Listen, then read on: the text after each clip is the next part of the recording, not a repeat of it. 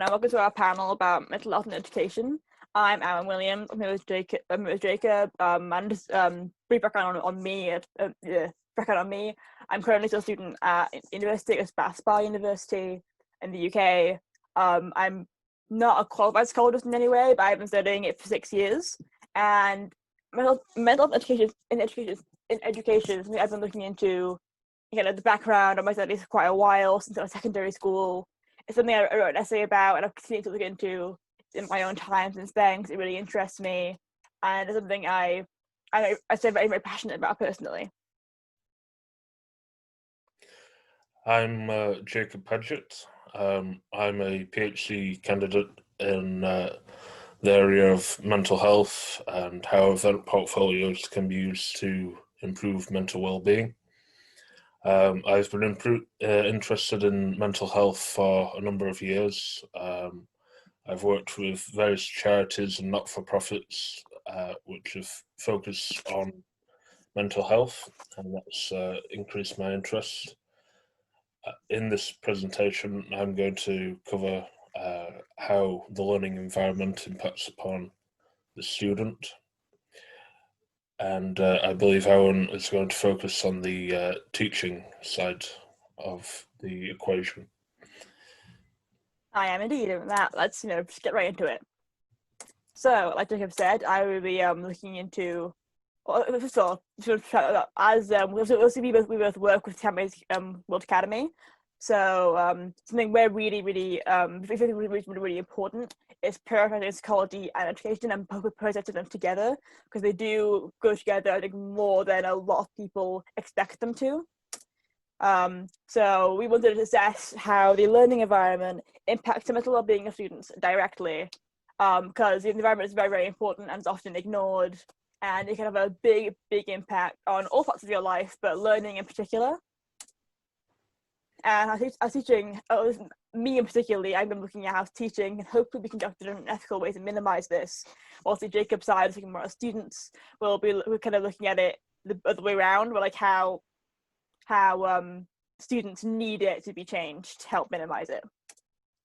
And also, if this is already being done or not, obviously if it's already been done, great, but from both our research, we've sort of found that it's not really being done the best way it can be done currently. As I've already said, there'll be 2 sections. So I'll be starting with the role of the educators and the teachers, and talking a bit about what they're trying to do and how they can help more. And then with Jacob, we're talking about the experience of the students.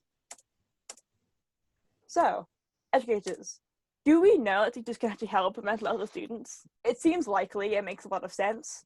But it's something that, I don't think has been researched particularly widely or popularly.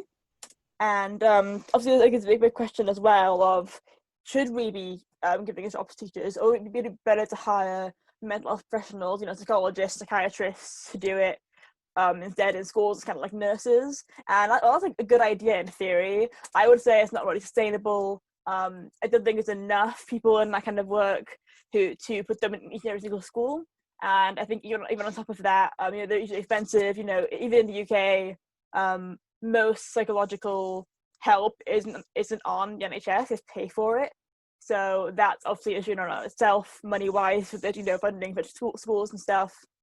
And also, just again, apart from sheer numbers, just getting enough child psychologists who would be willing to kind of work in those kind of hours, because at the end of the day they'll be working usually with children, and so they would need that specific kind of experience and background.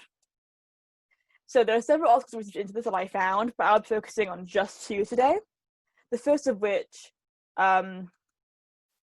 is mental health literacy development, application of online and in-person professional development for pre-service teachers to address knowledge, stigma, and help-seeking intentions. This is by Awen et al. I hope I pronounced that right. I'm not sure. I'm sorry if I didn't. And basically the background of this is that they offered a bunch of pre-service teachers, when they hadn't started working yet, a professional development opportunity in their mental health literacy, which basically means that they have 3 groups who were taught in person, online, and then 1 group who was not taught at all, which is a control group.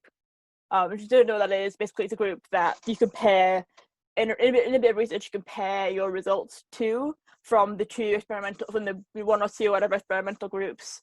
So they kind of like the baseline you use. And the way they did this is that they evaluated their knowledge of mental health, stigma, and health-seeking intentions. And they did this at 3 different stages. So they did it before training, immediately after the training, and then 3 months later, obviously to test, what they knew already, and then what they could remember right after learning, which also kind of reflects typical exams you get in school, and then 3 months later to see if it really stuck and they really remembered it. The two groups that did receive training were found to get significant improvement, which is across all fields, which is really amazing, and I think quite surprising as well. I certainly expected they wouldn't remember everything, but it seemed like they did. And also showed that the online training was just as well as the offline training, which obviously again has interesting implications for in the current climate, that online learning environments can work and seemingly do, which is obviously always great to hear about in the current context.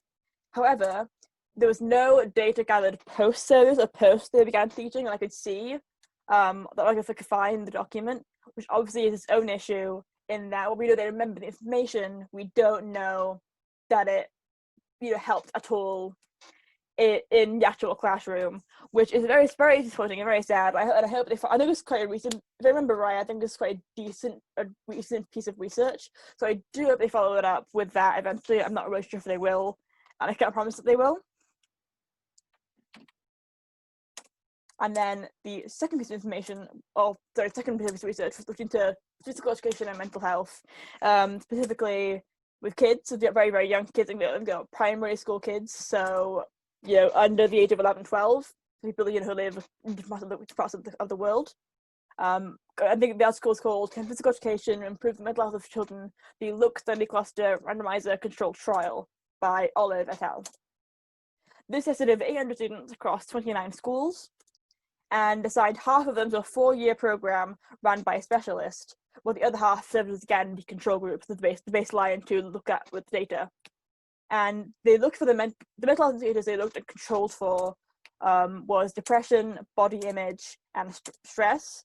And they also took into account the importance of body fat, physical activity, socioeconomic status, which is very, very important, especially with kids in school, but I think it's very often looked over, and puberty, obviously because of hormones and other things, and often impacts mental health in a way I think, again, people tend to ignore more than they should.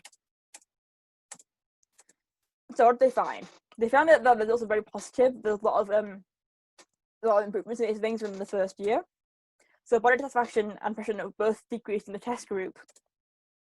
Meanwhile, body dissatisfaction increased in the control group, which obviously shows just at first when it was working, it was helping as a very there's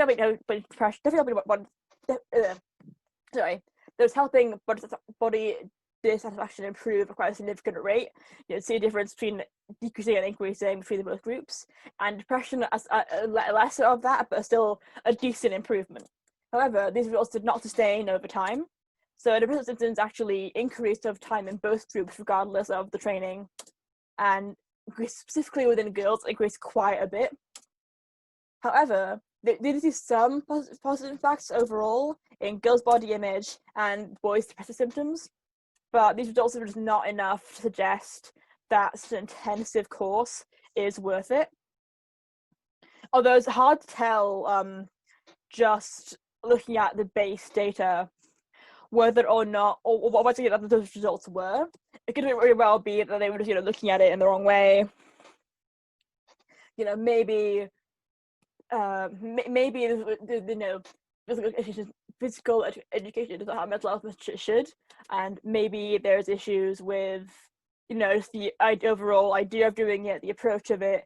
But it's also, I think, the potential that there's a lot of stress from having not only just an intensive course, one with someone professionally trained. I think that I would love to see this again, using maybe a more playful, fun course, because intensive to me does imply that it was quite in-depth and quite strict, and I would love to see what would happen if they made the course more fluid, and it's more a lot of fun, Obviously, and also still giving the students exercise they need to get the endorphins and stuff, and also, increase their physical health. But at the same time, it might stress them out less, which I think may not give them better results. But again, that would require a whole different bit of research to see. But the conclusion of all this, looking at both these pieces of research, is that teachers seemingly are capable of learning the behavior and information necessary to know how to deal with the mental health of their students. This might make them more approachable in the classroom, thus creating a better environment overall to talk about these things and hopefully deal with them. However, there's not much evidence that these things work in practice, both because we didn't see post-service research in the first one, and the second one did not show sustainable results over the 4 years. And this is with more questions than answers, but it doesn't really, if you're not familiar with psychology, that's not really uncommon. A lot of papers in psychology do tend to, in their own conclusion, ask other people to keep doing research, look into it more, maybe find out things that they didn't. And again, here I would really hope to monitor the environment in these two things, because it does seem to me like environment's a factor that in both of them could be controlled for and looked into very easily with just an extra bit of research and just an extra few things added on to what was already there. And yeah, again, as I was trying a different approach, it'd be better to not, it'd be better to maybe not do this physical education. We could do different subjects. Again, could they have specialists that exist within school just to talk to students and give them that kind of extra help? Would it, do teachers need to be taught? Teachers need to be taught how to deal with mental health, that kind of stuff. Is testing this one worth it? Do they keep trying out the same thing in slightly different ways, and hopefully they'll maybe unlock or maybe find out what was missing the first time? But again, is that worth it? Is that sustainable to keep trying and trying and trying if they're not getting the results they want?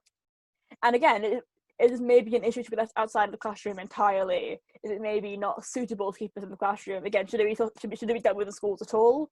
Should teachers be dealing with it? I think yes. I think it should be addressed in school.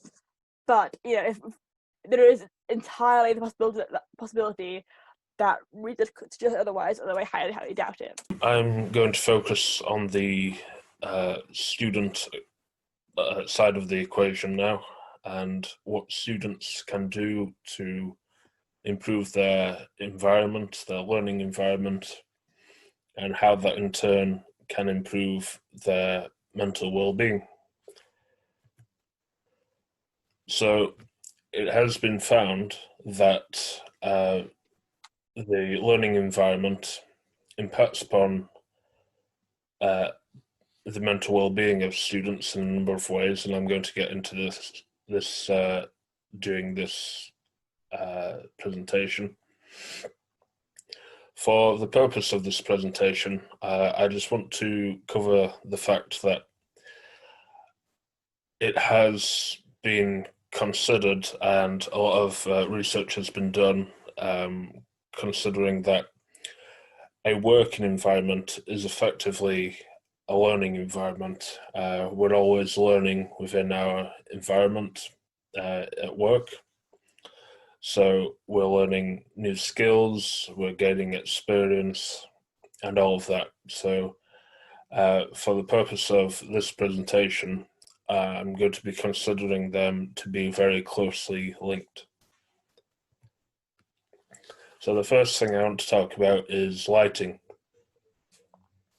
Now, lighting has been found by the Harvard Business Review to be the single most important factor in a good working environment, beyond childcare, beyond all sorts of things, catering, So, and there are a lot of reasons for this. Adequate lighting leads to less eye strain, fewer and less severe headaches, and the brighter, less gloomy mood does lead to a higher mood within people, and that leads to lower levels of anxiety. However, we must also make sure that the lighting isn't too harsh, because that has been found to lead to heightened levels of anxiety.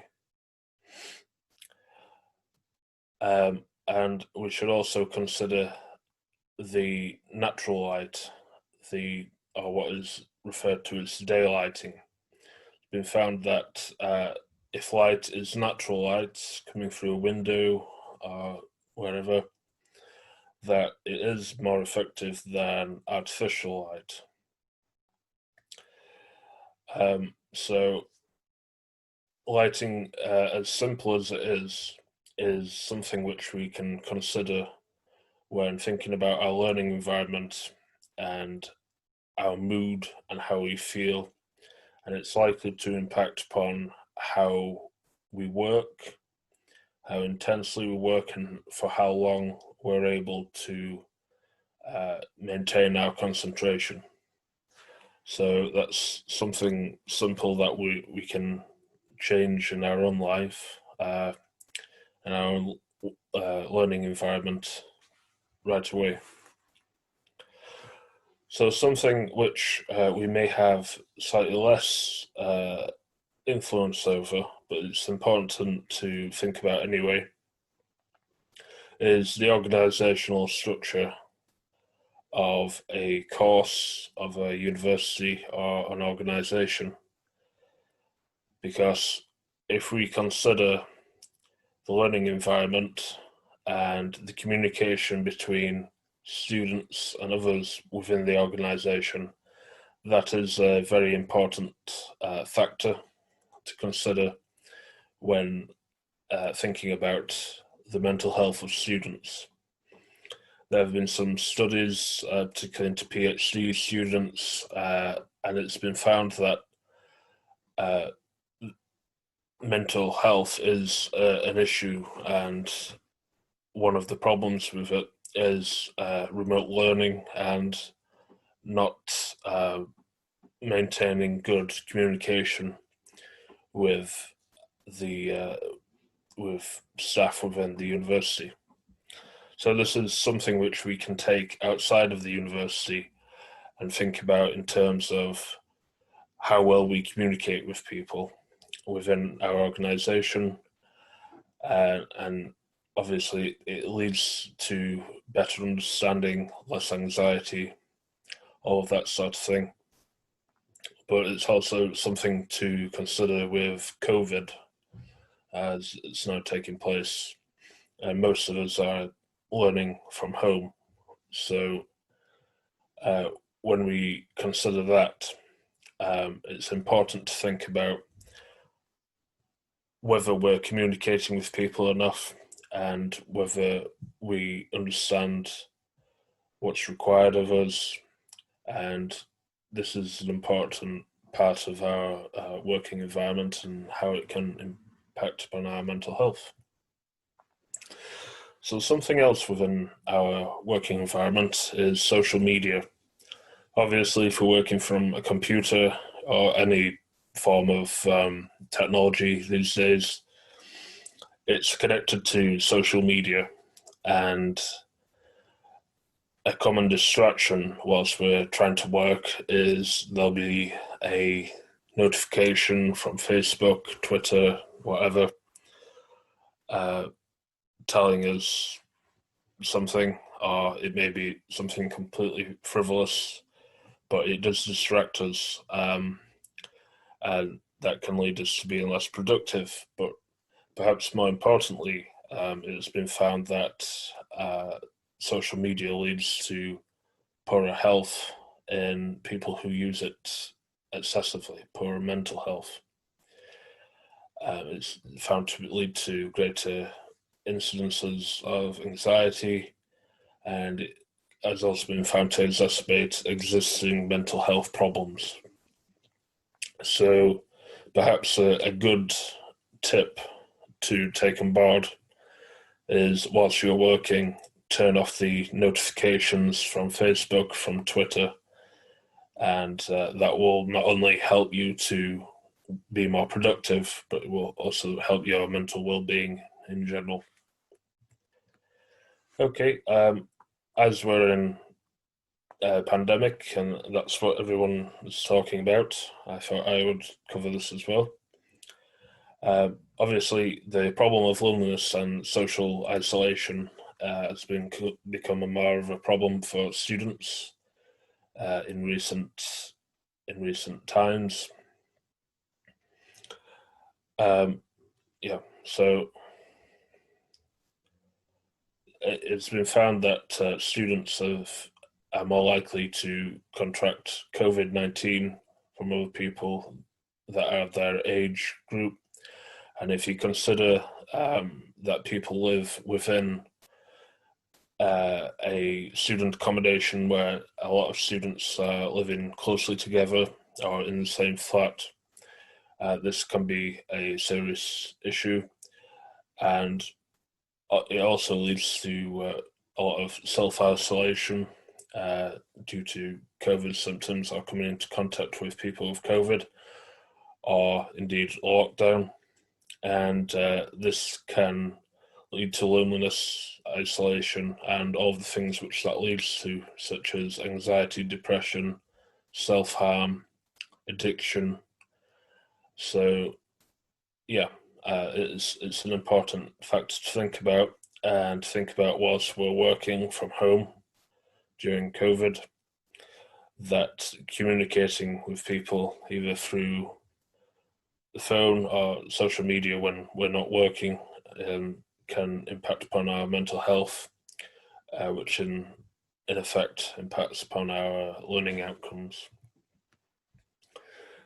So I want to conclude just by making it clear that our mental health has been found to impact upon learning outcomes in a number of ways.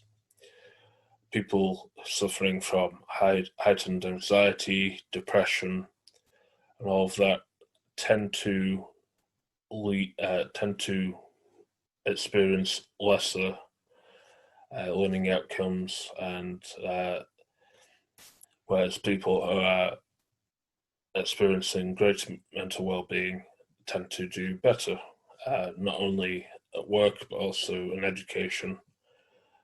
So that's something which we should consider, and I think it's good that we can make simple changes to our working environment, which can in effect make a big difference to our mental well-being, and therefore how well we perform in our learning at university or at work. Things like changing the lighting in the room, to switching off social media, to being in a room with plenty of space, to be communicating more with other people. So if we make changes like this, we will improve our learning outcomes. So if you would like some information on the research which has been done, which I've referenced, you can contact Tianmei World Academy on LinkedIn, or myself on LinkedIn, and I'd be happy to share that. And if you're interested in this, in these topics, then have a look on the Tianmei World LinkedIn or on the website, and there'll be a lot more content for you to look through. Thank you. Right, thank you very much, Jacob. I just want to finish off, round us off by saying, again, we're always open to talking about things, open to conversation. So if you do want to talk to us more about this, you can go to our LinkedIn, our Facebook, our Instagram under the same name. You can message us, DM us, comment on our posts. Maybe people running each one, I'd just to run them. So we're more than happy to talk to you about stuff in the comments or in messages. Or if you're interested in learning more about education in general, more of these panels, to go check out our website, check out it's in most of our social media handles. Check out our website, check out the speakers we have lined up, check out the panels that have already been recorded or are going to be recorded after us. And sign up for our newsletter, sign up, or it's an email, but it's an email, but give you an idea. so you know when it's coming out, when it'll be available to you, and hear those as soon as they do come out. And just a quick, caveat to everything else, because we are looking at mental health currently. If you do feel like you need help, whether you're a student or you're a worker or you're unemployed currently, whatever your current situation is, if you feel like you need help, go look for it, and it's people who can help you. You can call your GP. You can call directly. You can call a psychologist of some kind. You can if you are at school, there is someone there whose job is to look after your health in some way. Talk to them. If you're at work and there's someone whose job is there to help with mental health, talk to them. Or if not, there's definitely plenty of free places online. You can talk to people and get advice. I'm sure they'd have more information on people nearby you can help you out more directly. So you have options, and even if you're not entirely sure, it's definitely worth checking just in case. At the end of the day, it does impact you quite a bit, and you don't always necessarily realize it until it's too late. So you can get the help, get it as soon as you possibly can.